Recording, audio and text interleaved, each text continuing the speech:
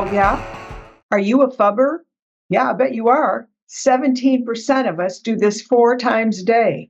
We fracture the connection between who we're talking to in the presence with one of these.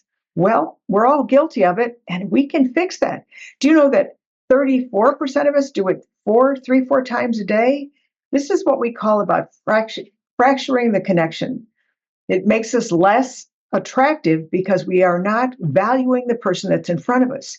Phubbing's serious. It was actually launched in 2012, and it was by an Australian advertising agency that literally started a campaign called "Stop Phubbing."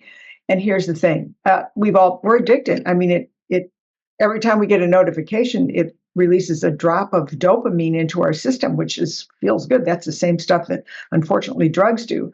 And it makes us addicted to wanting to be in this vortex of being connected. Well, what about the connection right in front of us? When you do this over this, it sends a message. Only 7% of our communication is actually verbal. This nonverbal is very, very powerful. And it says to the other person, you're not valuable. You're not significant to me in the moment, even though this might just be a spam call.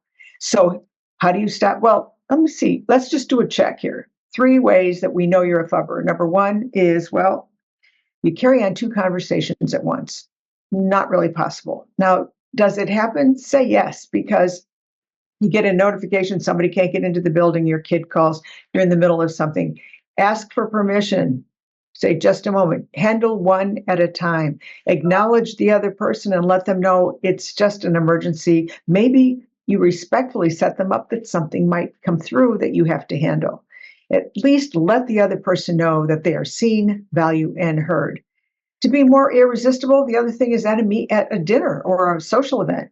If your phone is right here, that tells that person, you may not be important enough. This may be more important. How can we do that to each other? The only way we know we're alive in our bodies is we communicate face to face. There's an energy there, even on Zoom. Presentation skills are not just for the people who get paid to speak.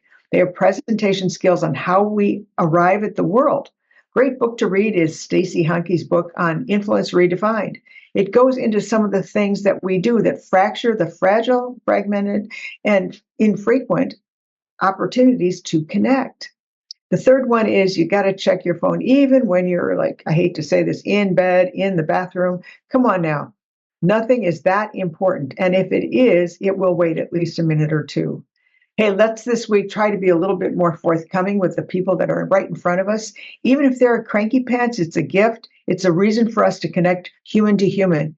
It makes them feel less lonely, less devalued, and more important to the fact that you and that person or those people in the universe are in a place that is really divinely appointed.